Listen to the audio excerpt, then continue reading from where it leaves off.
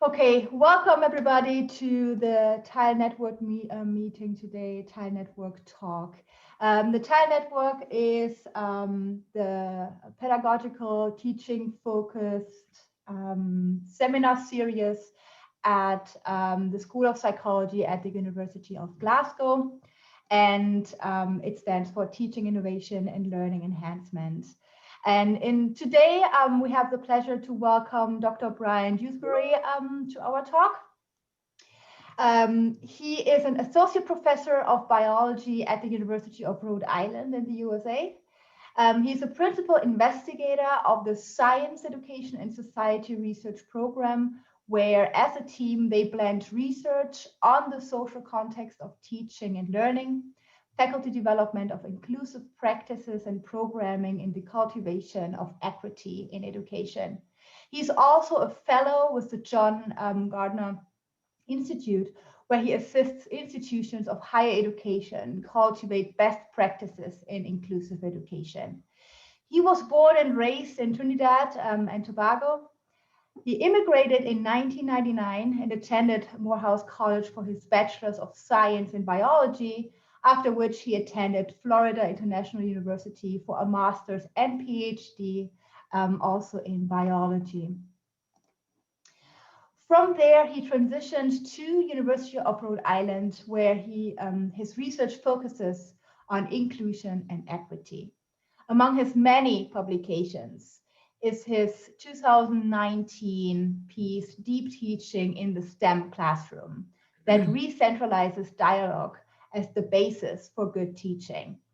He has conducted faculty development and given plenary addresses on this topic to over 50 institutions of higher education, corporations, and K-12 institutions across North America. And today we have him here at the Tile Network. I asked him earlier, it is his first time giving a talk in Scotland. So without further ado, let's welcome Bryan to today, and I will hand over to you, Bryan. Thanks, Carolina. It is in fact my first time, and I'm going to assume that everybody with the mics muted had a rowdy round of applause when you said, let's welcome Bryan. All right, let me share my screen real quick.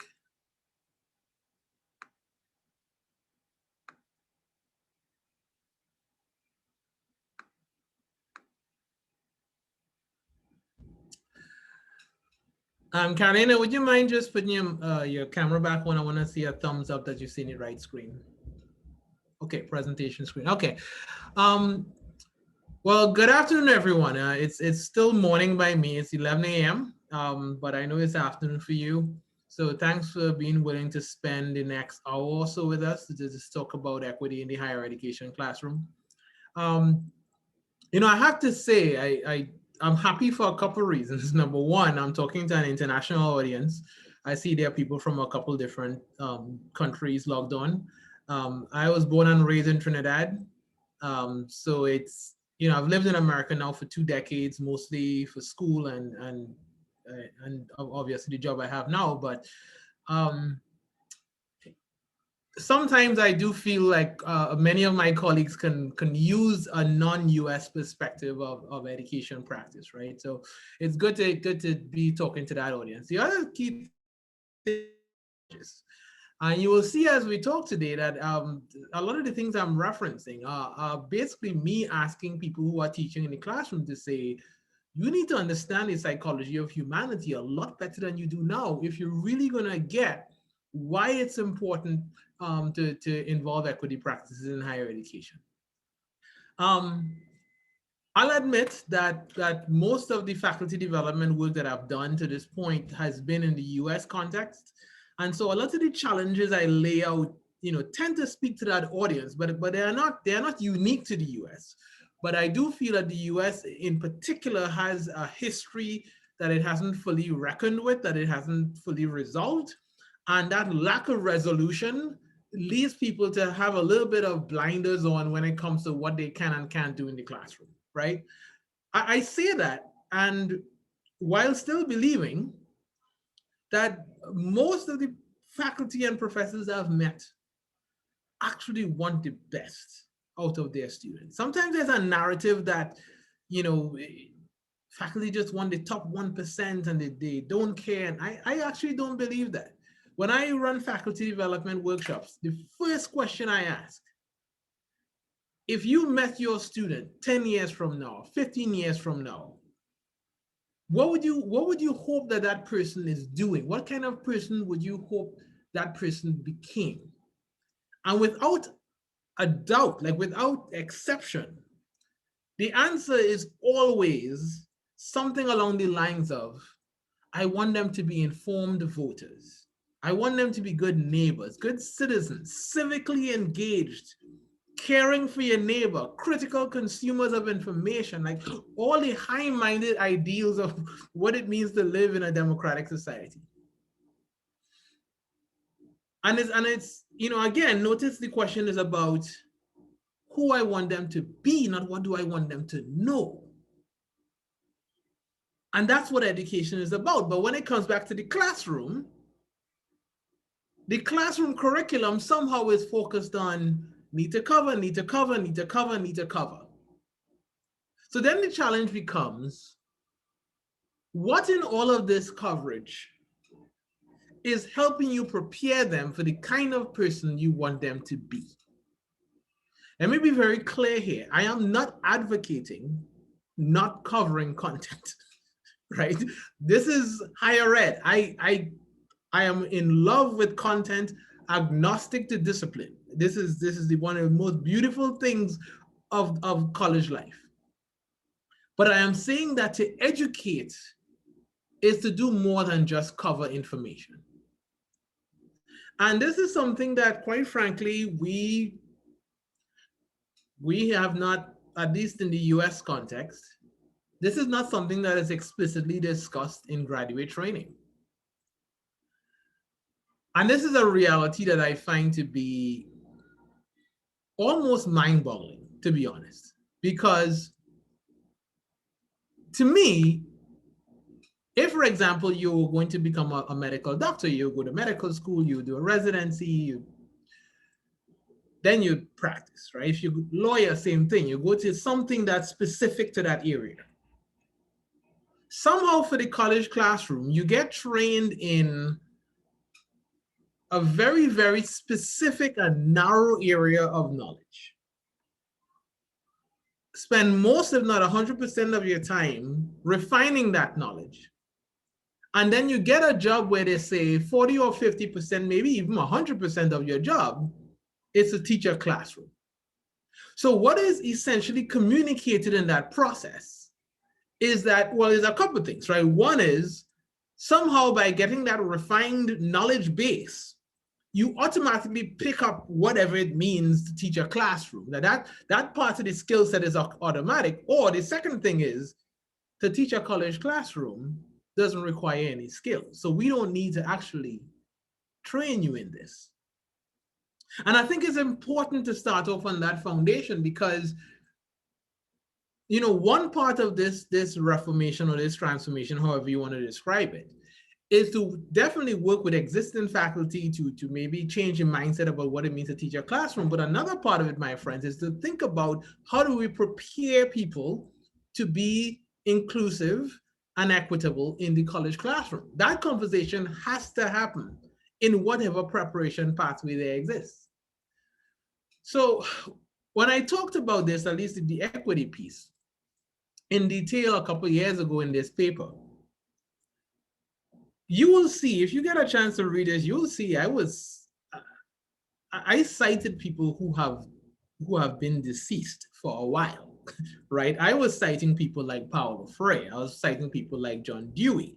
I was citing people who saw the umbilical relationship between what was happening in the classroom and what was happening or could be happening in wider society. So John Dewey, I think, says that education is not preparation for life, education is life itself. So we have to model the expectations we have of people who are going to go on and be those civically engaged citizens. We have to model that interaction in the classroom itself, regardless of what we're teaching. again, my friends, I am not saying that content doesn't matter, but I'm saying that the human interaction, the interpretation of reality, the understanding of history, the growth that comes from the self-interrogation that can happen in the classroom is as important, if not more important, than the content. So in the model, I focus on relationships and how you cultivate that relationship as a driver of the choices that you make pedagogically in your classroom. You know, over here, there was this huge, brouhaha with, clickers and active learning and all, and I'm with it. I do active learning myself. But what was happening is people were just kind of plugging and playing. Just give me the 10 things to do and I'll do it and then everything will be fine. That's not how it works. Relationships are inexact. Humans are inexact species. So you have to work on cultivating that relationship and then make the choices. And that's the hard part, because that means people have to start looking at themselves in a much more critical way. They have to put up a little bit more work in understanding the social context of their students, both from a macro level, but also in terms of their more recent and present psychological contingencies. They have to fully understand that before they decide, how do you then cultivate relationships with who's in front of you? So what I want to do with the rest of my, at least my talking time here, is to describe for you what that process looks like in the context of where I teach. And I want to be very clear that I'm doing it for my situation, not to Americanize the argument per se, but to make the case that the process of understanding self and students is specific to where you are. University of Rhode Island is not University of Glasgow. University of Glasgow is not, Kwame Nkrumah University of Science and Technology in Ghana. I mean, every school, regardless of where you're located in this beautiful planet, is a unique place. And the students who walk into your campus, who walk into the doors of your classroom, come with their own unique set of experiences. So my goal here is not to give you a set of things to plug and play. My goal here is to give you a process that hopefully provides you a way to interrogate your classroom experiences slightly differently, right? And that process, my friends, begin with me, right? I got a chance to talk about this journey a year ago now, in a chapter called A Worthy Burden, right? I was born and raised in the Caribbean, in Trinidad, Caribbean archipelago, last island. If you get to Venezuela, you've gone too far. I came to the US as an international student. I went to what's called here a historically Black college, which were colleges and universities set up to allow people of African descent to access higher education at a time when they couldn't access mostly white institutions. I say that, I talk about a number of things in this chapter, but the point I want to bring up here is the point, one of the points I made in this chapter about identity and me. It's a funny thing for me. It really is. I'm 41 now. I am of African descent. When people ask me where I'm from or how do I identify, I say Trinidad. I still claim that as my identity, even though now I've lived more of my life in the US than I've lived in Trinidad. I am a person of color, but my experiences, at least for the first half of my life, was very, very, very, very, very different to that of people who were born and raised in the US. But I've lived in the US now for 20 years. So I've had more US type experiences as a person of color. So I get both worlds. I get the darkness, but I also get the privilege of not having been exposed to some of that for a good part of my life. I also get the perspective of being an international student or an immigrant to a country.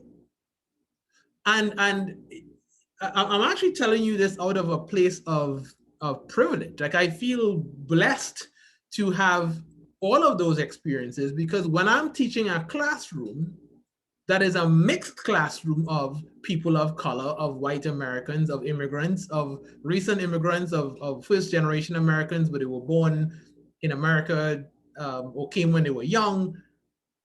There are things I get about the nuances of those experiences that a lot of other people may not quite get as quickly, right? So, you think back to that last slide, I talk about cultivating relationships.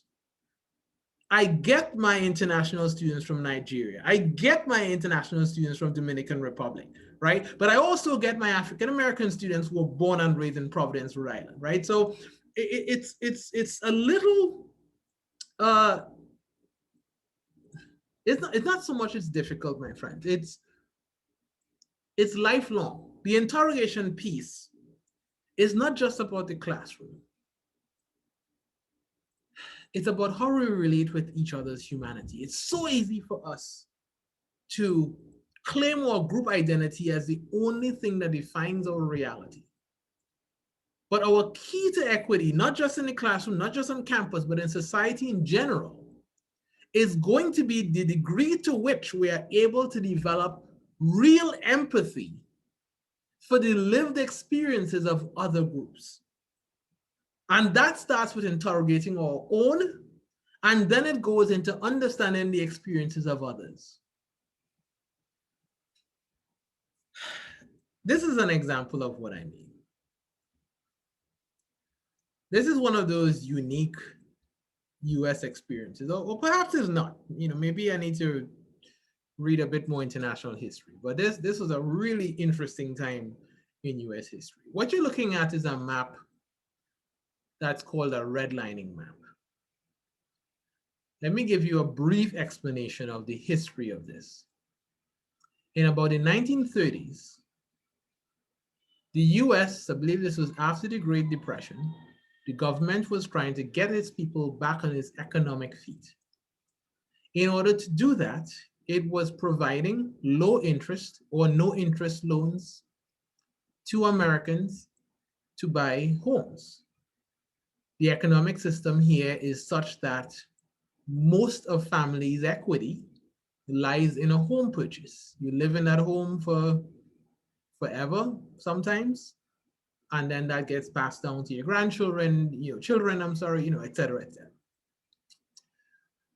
At the same time, a board was commissioned called the Homeowners Loan Corporation, which was tasked with providing color-coded maps, such as the one that you're looking at, to indicate which parts of the city would be better qualified for those loans. So in fact, the term used was desirability, right? Desirable to provide loans for. If you were in the blue or green section, it was desirable. So that was mostly business owners, landlords. If you were in the yellow section, that was considered declining. If you were in the red section, you were either denied loans outright or given it to you at a very high interest rate. That's where the term redlining comes from. This was official policy until the 1960s, when the Fair Housing Act was passed. And as you can imagine, you can pass a law, but it doesn't mean that it ends the day the law was passed. So you have to understand that for a very large segment of the society, they were not able to build the kind of equity that others were able to build.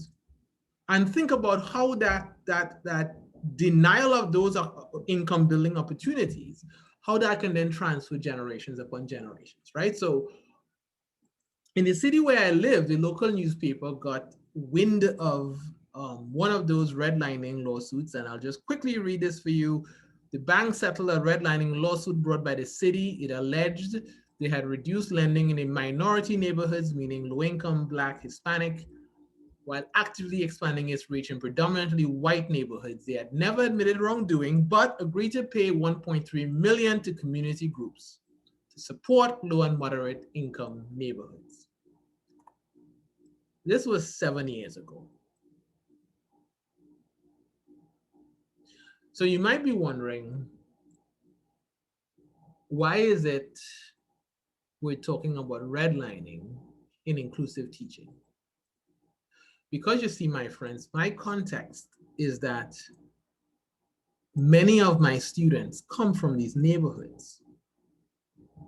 So it is very tempting sometimes for faculty members and professors to judge students based on the deficits or the privileges they bring to a classroom. They're not prepared. They don't know how to study. They can't this, they can't that.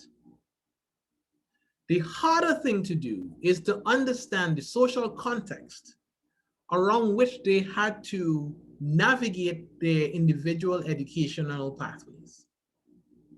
And this is not to say that they shouldn't learn how to study and they shouldn't, become better at a subject.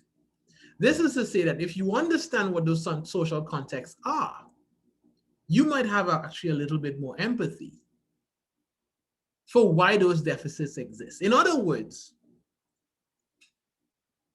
if your kind of born situation is such that you were born into one of those neighborhoods, that in this economy then translates many times to the quality of the schools. That in this economy then translates to the jobs available to parents. That translates to the relative income level of the family. That translates to food insecurity. That translates to all the things that we know from decades and decades of literature impacts your ability to fully engage in a classroom experience. So if we ignore the factors, we can't hold the student just fully responsible for everything they weren't able to access, right? So when you come to the class I'm speaking about right now, which is introductory biology, the first science class they take if you're a biology major at my school, right? I know your context. I know where you're from. I've read all of that. I'm internalizing it. I understand the factors. I know the schools. Now I want to know you as a person, as a human being. Before I even get to meet them face to face, I have them write an essay. I put the full website there because the prompt, my friends, is a beautiful prompt. It's from National Public Radio, which is a taxpayer-funded initiative here. And it asks the writer to describe the values that shape your deepest passions. So I want to know what's inside. I get haven't done as much science. I get what you're afraid of. I want to know what moves you. Why have you chosen this major? Why have you chosen this school? What matters to you in life? Because I understand that if my classroom doesn't speak to that, all the clickers in the world aren't going to make you more engaged, right? So they write that. I write my own. It's private, so they write theirs, share with me, right? I write mine. I read it aloud. So I share mine openly with them. And then I follow that up with what I like to call continuous dialogue. What do I mean by that? I mean that the relationship that I build with, the relationship that I build with students it's not a one-time thing. They don't just write the essay and then we just start doing biology content, right? I need that connection to be ongoing. I need it to be authentic. So that means in a class that I teach that is a lot of students, 155 students, and I'm aware there are classrooms with more, right? I'm probably not going to get to talk to each student one-on-one, right? For 45 minutes each. But my mindset is that I don't teach biology. I teach students. We cover biology, but I'm actually teaching students. So if my mindset is I'm teaching biology, then I'm thinking about the coverage thing. What do I have to talk about? How do we cover this process? But if I'm teaching students, I'm thinking about the cultivation of the individual. And so in that mindset, the relationships matter, right? And that means any interaction I have with a student is an opportunity for education to happen. Whether we're exchanging emails, or I happen to run into them on the corridor on the way to class, or the ones who come up to me after class, or what we call student hours or office hours. Every time we interact, education is happening. It's not limited to when I show up and there's 155 of you staring back at me, right? So you can probably imagine that my class has a lot of moving parts, right? I don't necessarily like to subscribe to, there's this one particular way that I teach, and this way that I teach has these 10 rules that you have to follow. And if you don't follow those rules, then you're not doing it right. No, we have learning outcomes. We have things we want to achieve, both affective learning outcomes, but also content-driven learning outcomes. And we do whatever we need to do to get to that, right? And if you walk into my class in any given moment, we'll be doing a variety of things. I do want to point out two things, though, that I think is emblematic of the type of relationship driven approach I'm talking about. One is opportunities for dialogue, which in this case, I'm actually talking about group work. Group work, in my opinion, is one of the most underused, but perhaps one of the most potentially powerful equitable strategies in your classroom. Again, my mindset of equity is about the interaction piece. Yes, we need more X in the classroom. We need more representation. We need to talk more about history. I'm with that too.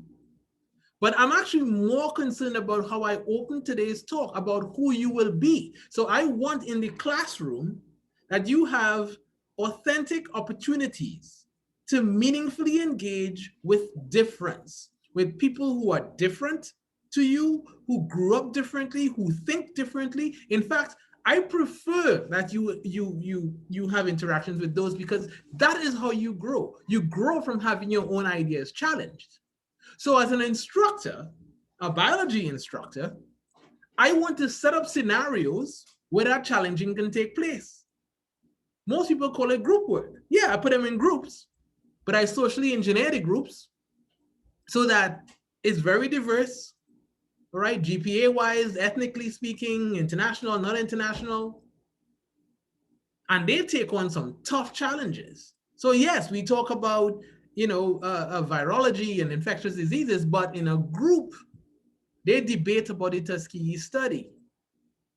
We talk about, evolution and its principles, but in a group, they talk about eugenics, because I want them to understand all of science's black eyes, because if they're going to go forth and be scientists themselves, I want to know that they understand the value of difference as they pose their questions, as they do their experiments, as they become deans and doctors and lawyers. My classroom is the place where they get that experience. My second quick point here, emblematic again of the theme, is what people tend to call office hours.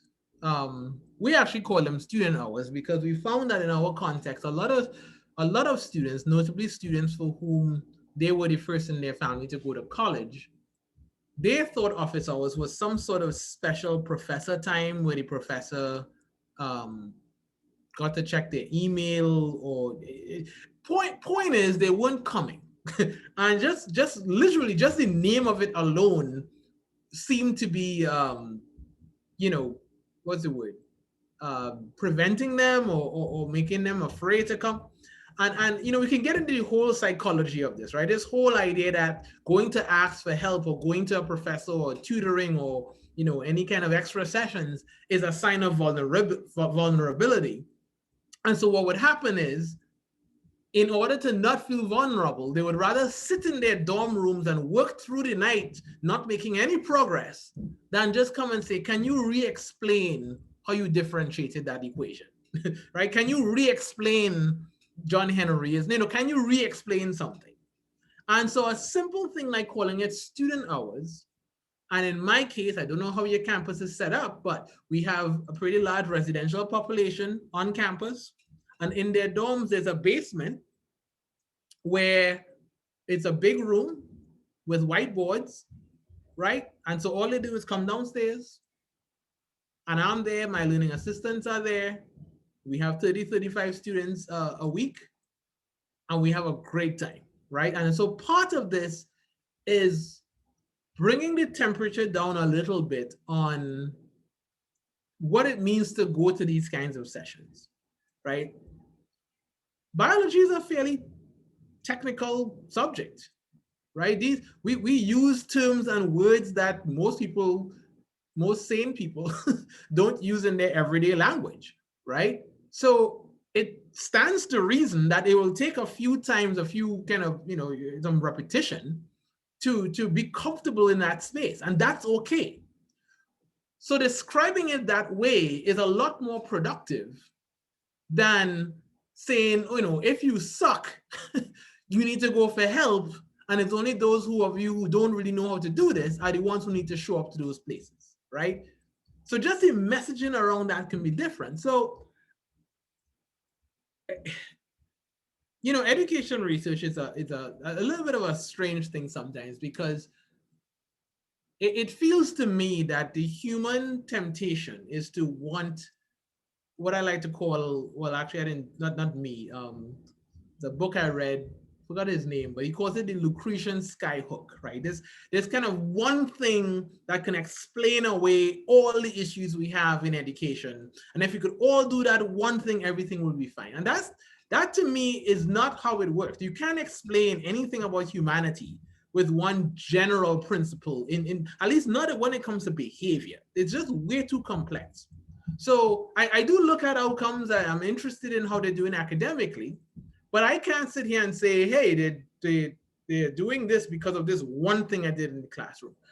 I am hopeful and trusting that it's my overall approach, right? And when we started back in 2014, right? For intro bio, you have to get a C or above to successfully move on to the second semester. Below a C is considered an unproductive grade, right? URM stands for underrepresented minorities, which were mostly low-income students, Black students, Hispanic students. So they were getting grades lower than C in each section of this course. So I only teach one section, but each section, they were getting grades lower than C at about 2 or 3 times the rate of white students, right? Our section was section 4. So you could see we were just as bad when we started, right? We did a lot of self-reflection. We did a full curriculum transformation. One of the main things we did was reduce the content, because we knew we needed to focus on building that relationship, right? By the very next year, we're able to completely wipe out any gaps between underrepresented students and dominant identity students, and also keep the failure rate to under 10%, right? Which it has remained since. So obviously the pushback on that is, well, Bryan, if you're gonna talk about less bio, obviously they'll do better in your class, but then you're just setting them up for failure, right? They'll just fall flat when they go to the next section. It's like, okay, let's take a look at that, all right? So what we looked at were how students were doing in their science class in their second year of college, right? So the first year, they take Intro Bio 1, Intro Bio 2, and then they go into their second year class, right? So we actually looked at 4 categories of students, because not according to these 4 sections per se.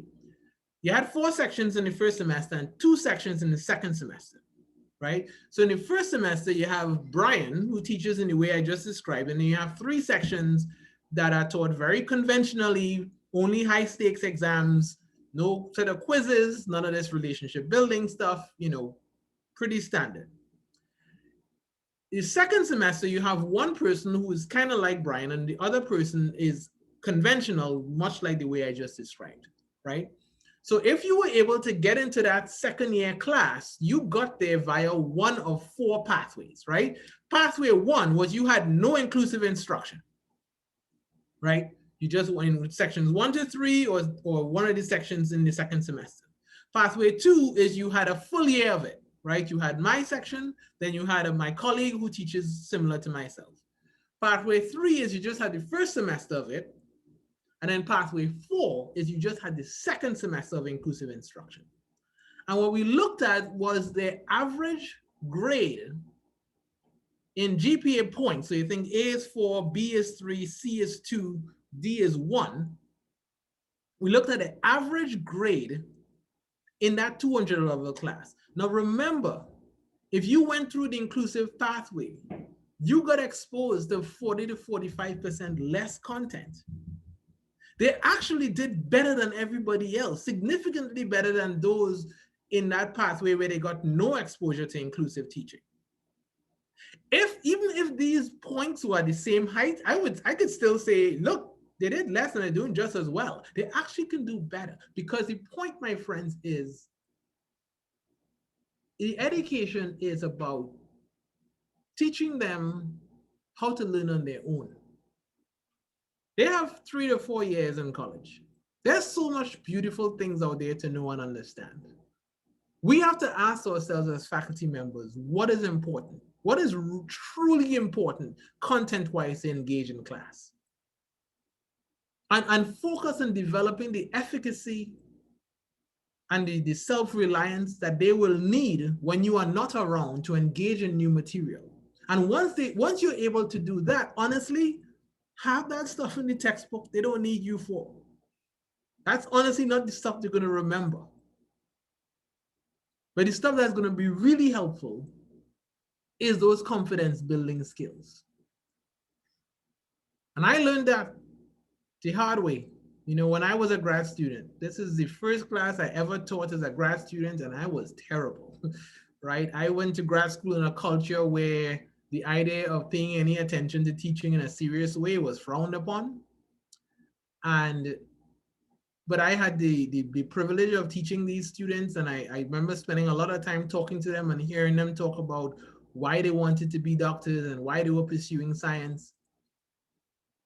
And realizing that we had taught them such a utilitarian mindset for school that they just came into the classroom just looking for a grade. Because what was communicated to them is that that's all that matters. That you get this grade, and that shows that you're excellent, and you go on with that GPA and you go on to something. When actually beneath their text, when you talk to them and beneath subliminally, they were trying to ask questions about their own self-interrogation. They were asking for help for themselves to find their own sense of meaning and purpose.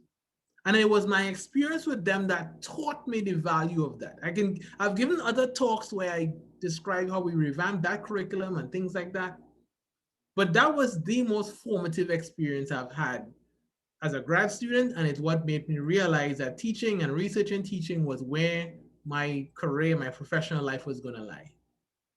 So as promised, I'll stop there. And hopefully we have a good amount of time left so we could have a good back and forth. If, however, I don't get to your question today, here's how you find me. And I'm happy to, a question pops into your head 2-3 weeks from now. Yeah, I'll reply because I really do enjoy talking about this stuff. So for now, I want to say a special thanks to Carolina for inviting me, and thanks for letting me be a part of the Tile series, and we'll see who wants to talk now. Thank you. Okay, thank you so much. I'm going to do the clap like this because I can. Thank you so much for this absolutely engaging talk. I would say it's probably not only your way you introduce inclusivity in your teaching, it's probably also your enthusiasm that is affectionate. Like, it's amazing. So thank you so much. Right now, I think we only have at the moment one question that I can see here in the chat. I think it's from Phil. I don't know, Phil, do you want to come on camera and just ask the question, or do you want me to read it out? Oh, there he is. All right. Hi, sorry, I had to quickly move around my sitting room from where I was because it wasn't. Yeah, anyway, thanks for a great talk. And as Carolina said, the enthusiasm was just shining through, so it made an amazing talk. My question really was just kind of going back to the idea of student hours versus office hours. At Glasgow, we've recently really started trying to word it as student hours for what the reasons you're talking about. But I was just wondering, from the way you're describing, I wasn't sure if you were even going as far to host them on what would sort of be determined as neutral ground. So not within your office, but maybe within a common space, or if you kind of have any insight into whether that would increase uptake? Yeah, a good question, Phil. I think the neutral ground approach can be chosen depending on what the conditions are on the ground at your particular campus, right? So in my campus, we have, in my college, I should say, we have a learning communities model where students of the same majors tend to live in the same building. So logistically, it's just very easy for them to come downstairs, because most of them are in that building anyway. And, all the psychology literature about sense of belonging and John Henryism, all that stuff that kind of could prevent students from making that trek across campus and feel vulnerable doing so. It's not so much about hand-holding, it's about kind of allowing them to have a way in. And then once they're in, then I can teach them those resilience skills and things like that. Other campuses, however, may not have that dorm layout. And so I have colleagues who do things like, yeah, there's a student commons we go to, or I go to a coffee shop, or, things like that. Sometimes depending on what the security situation is, you can only access the building if you live there. Or if it's not a learning community situation like what we have, then the dorm is not really a neutral ground, right? So I think both is fine, Phil. If a neutral ground is available, that's best. The only thing I would say about the neutral ground is sometimes it's hard to get it to be private, right? So, if you're in a coffee shop, it's a coffee shop, right? Not gonna close it to other customers or sort of. Even student commons is like the whole school could be trafficking through there, depending on how it's laid out. So I guess you just have to sort of figure out what allows you that neutrality, but at the same time still allows the privacy enough that it can be helpful. Yeah, I think in our situation, we've got kind of a lab space that's really kind of handy where we do a lot of early undergrad, level 1, level 2 teaching that they're familiar with, as opposed to our kind of department, which is across campus, as you're saying, the level 1 students, level 2 students aren't as familiar with, and it's sort of kind of a really jumbled up building in the first place. So yeah, I was thinking maybe actually hosting them in the lab might be a good idea that the students are kind of more comfortable with. Yeah, cool. Thank you. Thanks, Phil. Any other questions? You can, if you have your camera, you can just raise your hand. I can see you. Emily? Hi there, thank you so much for the talk. I'm not sure what your experience of the last year has been in terms of how much you had to go online or anything like that, but I was just wondering if there's any changes that have happened in the last year that you think have either helped, like in terms of inclusive teaching, or have maybe hindered that. Yeah, Emily, we've had both help and hinder. Yeah, it's a good question. So we've had to go online. COVID was here too. We like the rest of the world, had to do a massive pivot in March, and then fall was mostly online. We did we had a word here called high flex, which kind of got tired of saying, honestly. But what that means was some parts of the class would be in person and the rest would be on Zoom. And then some people were fully online. Some people were actually face to face if it was a small class with distance, right? I was high flex in September to December, and in this semester I've actually been on sabbatical, so I didn't teach this semester. What I could tell you about the high flex, good and bad, right? In terms of the bad, here's the thing. What I felt was happening in some classrooms and on some campuses is that people were trying to pretend like a pandemic wasn't happening. And, let's do school anyway. As they, let's cover the same amount of material. Let's have the same exam. I'm like, you can't, so I don't know about you, but I had students with people dying, like literally people dying from COVID. And you can't then just act like class is just class. So we had actually a nice little agreement almost that, look, this sucks.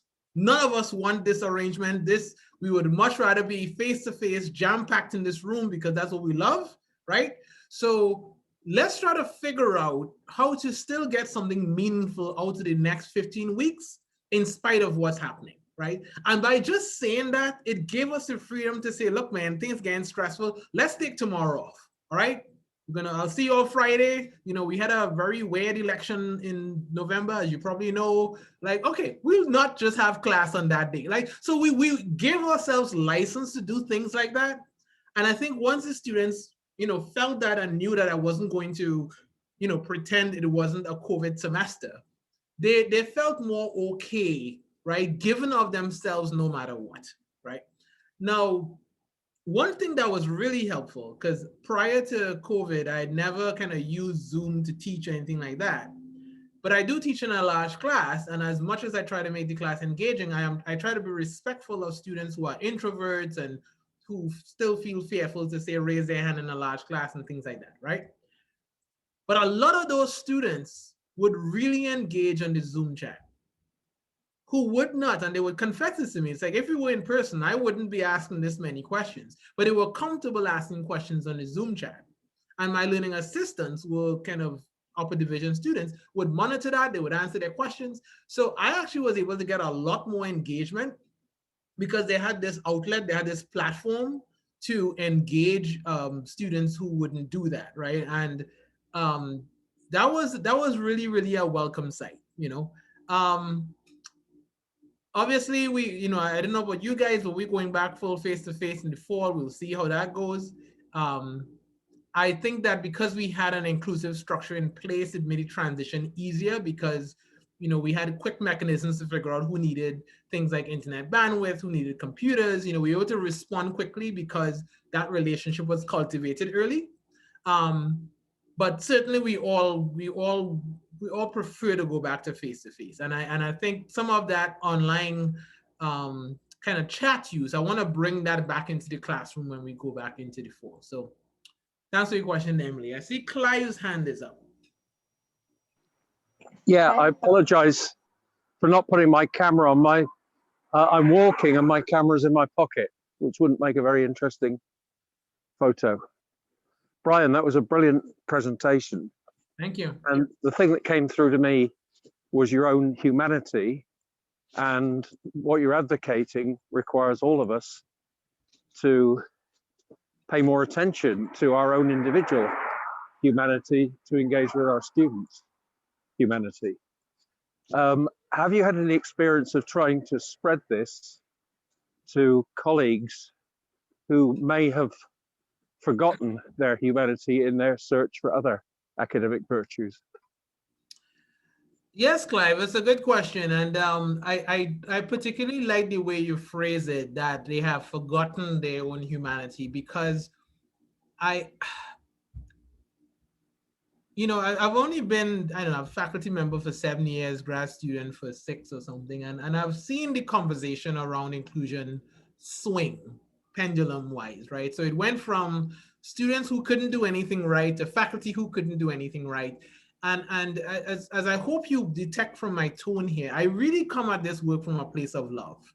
If this was all about darkness and yelling at people for how bad they are, then I wouldn't have the emotional bandwidth to deal with that for years and years on end. So even people who may seem that their behaviors and strategies and choices are anti-equity, I actually think is what you said, Clive. I think is that they've forgotten the importance of their own humanity. And in my work, to your question about quote unquote convincing people, I've come to realize that different people are convinced by different things. Some people need to see the graphs I showed you. Some people need to hear from the students who were in a class like mine and talk about what a transformative experience it was. Some people need to come to events like this. Some people need your dean or your president to say, you know what, this is the direction we're going into. Some people need a one-on-one, you know, coffee or beer or whiskey, whatever your choice, or drink it. Like some people, everybody is interesting. Everybody gets kind of turned into this direction by a slightly different motive. So I don't set out to kind of proselytize or evangelize about this so much as I set out to try to lead by example, in the hope that as people see this example manifest in the classroom, in the research, in faculty development sessions, right? They see an example of another way to do this, and also see, most importantly, to your point, Clive, that they are able to do it. right? It's an empowerment process, right? You can interrogate humanity just like I did. So I'm really thankful for the way you phrase that question, because I think it's important. It's not a lack of humanity, it's just you forgot it. And it's just a reminder that it's there. Thank you. Thanks, Bryan. Thank you. Helena. Helena was the next one. Yes. Hi. Absolutely inspirational talk there. I really enjoyed that. The one thing I want to ask Bryan is that sometimes we're not in a situation where we can actually influence all of our students' experiences. So sometimes I have students who come to me from different backgrounds, or they've been taught in a different way, and I might only have a very limited period of time with them in order to build these relationships. Do you have any suggestions for what you can do in that situation when you're kind of part of a much larger team and you can't take control of the student's entire experience? Yeah, a couple responses to that. In my classroom context, I try to make clear that the class and the approach and everything we do is not about Bryan Dewsbury, right? There are some students in the class who I think are genuinely inspired and moved by me and my approach and my enthusiasm. But then there are some students who really start flying because they're really connected to one of my undergraduate learning assistants, or they're really connected to my grad TA, or a peer in their group that they work with, right, was really inspirational, right? So it doesn't matter to me so much that I'm the person who really set them on their way. It matters to me that they found somebody who set them on their way, right? So in that way, in that light, be okay with not necessarily being that person all the time, right? Sometimes it's you, sometimes it's Carolina, right? Sometimes it's somebody else, right? The other thing is, and perhaps more importantly, don't underestimate the power and impact you can have, even in the little time that you described, right? And I've been in your situation, Helena. I mean, yes, I do teach a large class, but I'm also a faculty advisor. There's some students I see once a month for 5 minutes. But there are some of them who in that 5 minutes have been able to turn something on that people they've spent hours and hours with just couldn't find. So I do hope, just given the spirit of your question and the clear empathy that you would like to demonstrate for your students, that you are in a position at some point where you can impact more people on a large basis.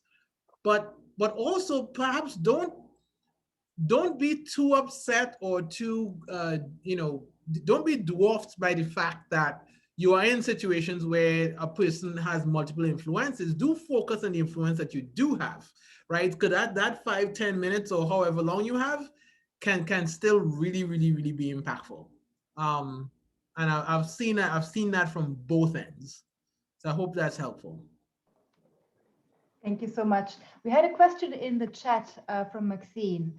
I'm going to read it out, but I think Maxine is already on camera. Do you want just to post a question, Maxine, or do you want me to read it out? Okay, I'll say. Hello, it was a fantastic talk. Thank you. And just we have a very diverse cohort, particularly in our master's students in psychology. And one of the issues we face is that there can be difficulties in communication or miscommunications between students from different cultural backgrounds, for example, East Asian and Western. And do you have any insights into that in terms of what's useful, any advice at all? Communication issues between cultures? Yeah.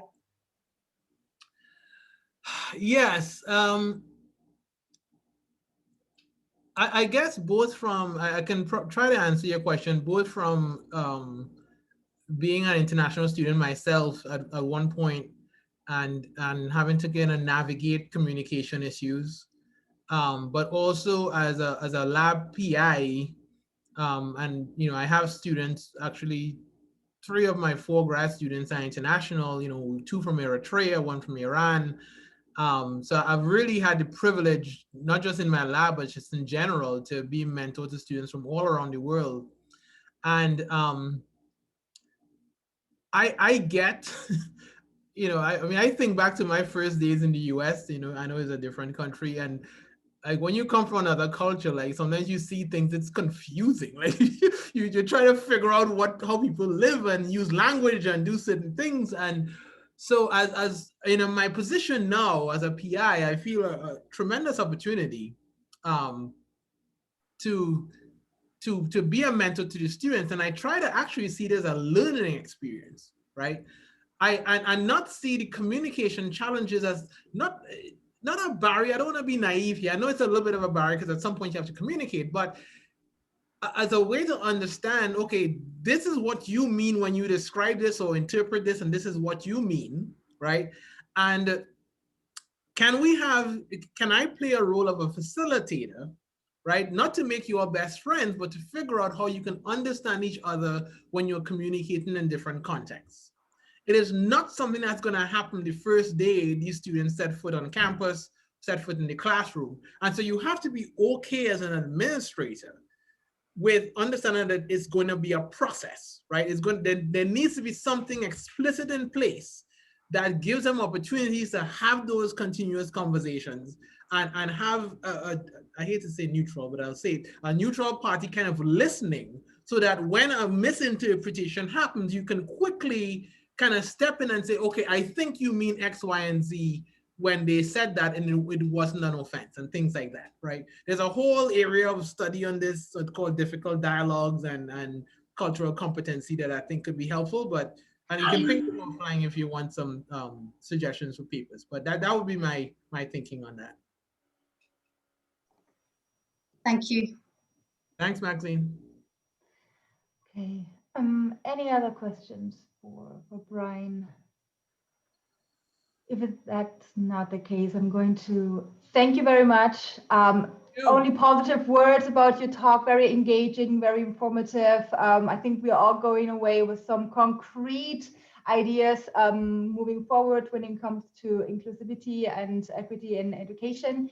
And so thank you very much for your amazing presentation. Yeah. Oh, hi, Steve. Hi, sorry. No, just backing up what you Okay, said. all right. Okay. Thanks, Carolina. I'm going to hop into another Zoom link, so everyone have a great evening. Okay, bye. Take care.